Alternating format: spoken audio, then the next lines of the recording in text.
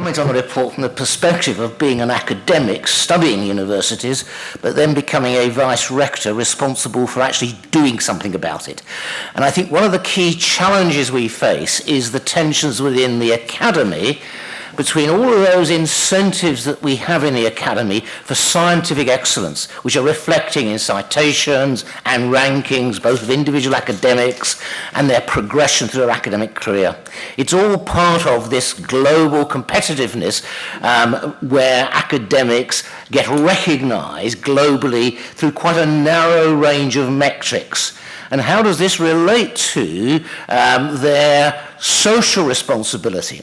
And one of the ways I found as an academic leader is to say to my academic colleagues the following question.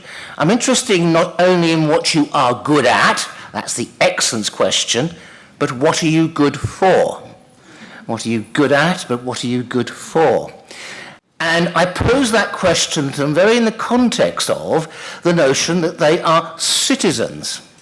And they are citizens of the city in which they live. That word citizen has a very place-based. So I suspect many of you here are citizens of Barcelona. And this whole notion of citizenship, and many of the challenges we address in this report have their resonance in places, real places. Because many of these issues of global challenges, of sustainability, of social inclusion, all of these issues, they're both global questions, but they're also local questions. And how we as universities can both engage with citizens and the place in our teaching and our research, and engagement not as a third mission, but embedded in the core functions of university, teaching and research. I do not like this notion of a third mission. This is somehow, by definition, inferior. Universities do only two things. They do teaching and research. And they must both be excellent. How do we educate our students to be citizens of the world and citizens of the place where they are studying? How do we make our research relevant to these global challenges and the place where we live as citizens? These are really quite tough leadership challenges. And quite significantly, I'm glad that Trump has been mentioned. And also, quite interestingly, Brexit, and there's other issues across the whole of Europe now, of political movements who are against globalization. And universities have been perceived to be part of the problem of globalization and not part of the solution.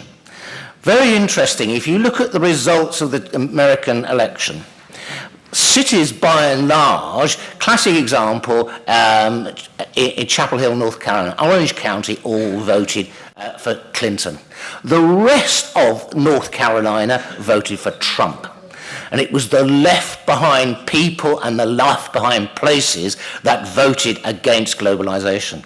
And the negativity that is now going, same in my country, universities that had cities voted by and large to remain, the left-behind people and the left-behind places, they all voted for Brexit.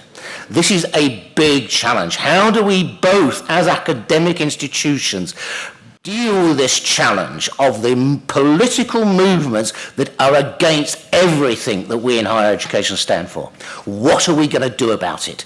How are we going to incentive? And I get the sense now, it's a very critical time, there is a new generation of academics, younger people, who are coming forward and who ascribe to what Bud's referred to, what we call responsible research and innovation. Science with and for society now is a cross-cutting theme in Horizon 2020. As a new generation of academics who buy into everything that Bud said, the notion it is not a linear model where we pump the science out and the world responds, this notion of co-creation, co-production with the citizens and the societies, both globally and locally, is what we as academic leaders need to do. And we need to do it not in isolation, but in partnership. Not only just with the citizens, with the local authorities, with the business community, in what we call now quadruple helix partnerships. Universities, business, government and civil society. You must now begin to, as we move forward, to think about how do we build these quadruple helix partnerships.